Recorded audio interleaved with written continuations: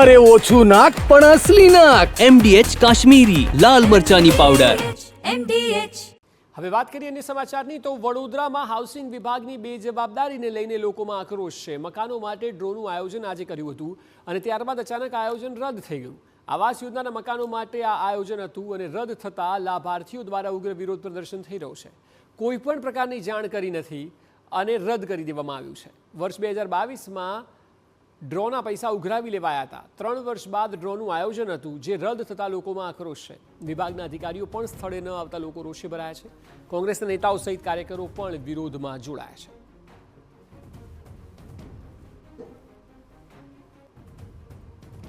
જે ડ્રો રાખ્યો હતો આજે તમે એમને ડ્રો રાખ્યો એનો મેસેજ મળ્યો પણ રદ કર્યો એનો મેસેજ આ લોકોને નથી મળ્યો. તો એની જાણ તો કરો. આજે પોતાના સપનાના મકાન માટે જે લોકોએ 3 વર્ષ પહેલા 2022માં રૂપિયા ભર્યા છે 20,000 રૂપિયા અને 3 વર્ષ પછી આજે ડ્રો કરો છો. વડોદરા શહેરમાં લગભગ 8,000 કરતાં વધારે લોકો છે જેમને 3 વર્ષ પહેલા પૈસા ભર્યા. તો આજે 20,000 રૂપિયાનું તમે 3 વર્ષનું વ્યાજ ગણો 8,000 લોકોનું તો એ વ્યાજ કોણ ખાય છે? કોર્પોરેશન ખાય છે. આ લોકોને તમે ધર્મને ધક્કા ખવડાવવાના. પ્રજા વેરો પણ ભરે અને વેરાનું વર્તન ના મળે અને એ પ્રજાએ ધક્કા ખાવાના. મોટાભાગના બહેનો જે ઘરકામ કરનારા કે નોકરી કરનારા આજે 500 થી 1000નો દિવસ એમનો પડ્યો છે. તો કાલે ફરી એમને બીજો દિવસ પડશે તો આ ધક્કા શું કામ? સપનાના ઘર માટે લાભાર્થીઓ પૈસા ભરવા છતાં ધક્કો ખાવા માટે મજબૂર બન્યા છે. લગભગ 8,000થી વધુ લોકોએ 3 વર્ષ અગાઉ 20,000 ભર્યા હતા જેનું ડ્રો અત્યારે એટલે કે 3 વર્ષ બાદ થવાનું હતું જે અચાનક કેન્સલ કરી દેવાતા લાભાર્થીઓને ધક્કો પડ્યો છે. નોકરીની રજા મૂકીને મહિલાઓ સહિત લાભાર્થીઓ આવ્યા પરંતુ એક પણ અધિકારી ન આવ્યા, ન તો કોઈ પ્રકારની જાણ કરાઈ, જેને કારણે લોકોએ વિરોધ નોંધાવ્યો જેમાં કોંગ્રેસના નેતાઓ સહિત કાર્યકરો પણ જોડાયા હતા.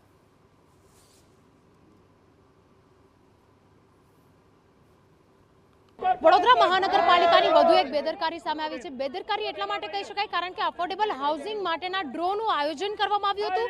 આ ડ્રોનું આયોજન અચાનકથી રદ કરી દેવાતા જે તમામ લાભાર્થીઓ છે તેઓમાં જે આક્રોશ છે તે જોવા મળી રહ્યો છે. કેટલાક લાભાર્થીઓ અહીંયા આગળ પહોંચ્યા પણ છે કારણ કે તેઓને મેસેજ થકી જાણ નથી કરવામાં આવી કે આજનો જે ડ્રો છે તે રદ કરવામાં આવ્યો છે.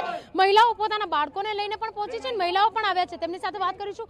આપ ડ્રોની મેસેજ મળ્યો તો એના માટે પહોંચ્યા હતા. શું પરિસ્થિતિ અહીંયા આવીને જોવા મળી? અહીંયા અમે 9 વાગ્યાને આવ્યા છે અને અત્યાર સુધી કશું અહીંયા આવ્યા ત્યારે ખબર પડી કે ડ્રો કેન્સલ થયો છે. કારણ કશું જણાવવામાં આવ્યું તો આપને કહેવામાં આવ્યું? કારણ નહીં. અત્યારે અહીંયા આવ્યા ત્યાર પછી ખબર પડી કે કેન્સલ થયું છે. અમે કામ કરવા જઈએ છીએ એ કામ પર રજા પાડીને આવ્યા છે. બિલકુલ ઘરનું ઘર મળવાની આશાની સાથે ડ્રોમાં વરસ થઈ ગયું છે તો અમે ભર્યું છે તો કદાચ અમને એવું હશે કે અમારે આજે અમારો ડ્રો થઈ જશે એટલે અમે લોકો રજા પાડીને આવ્યા છે. બધા કોઈ અમુક બંગલા કરે છે ત્યાંથી રજા પાડીને આવ્યા છે. તો પછી અહીંયા આવીને જોયું તો બધું ફેક છે અને અહીંયા કોઈ આજુ આવ્યું નથી. અને પેલા જે સર કહે છે હું આવ્યો છું તો ક્યારના આવ્યા છે તો પછી આટલી પબ્લિક છે તો પછી આગળ આવવું જોઈએ ને.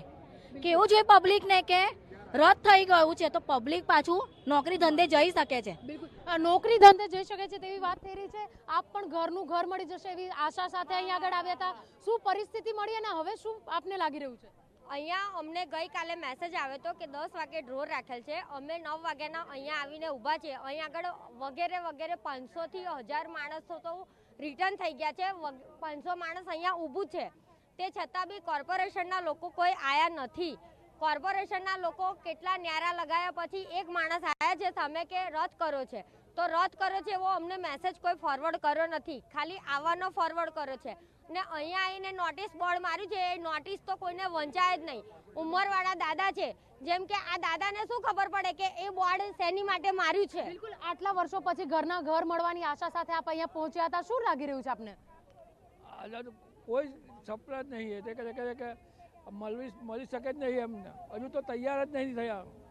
તૈયાર કરી ખાલી ખોખા જ બનાવીને મૂકી રાખ્યા છે અને ડ્રો કરવા માટે આવ્યા છે.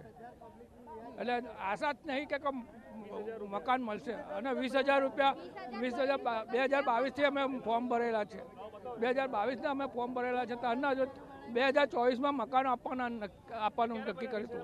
બિલકુલ. તો જે રીતે મહિલાઓ પહોંચી છે પોતાના બાળકોને પણ સાથે લઈને આવ્યા છે. આપ પણ ડ્રો માટે આવ્યા છો, આપનું બાળક પણ સાથે છે. કેટલા વાગ્યાથી અહીંયા આવ્યા છો? શું પરિસ્થિતિ છે?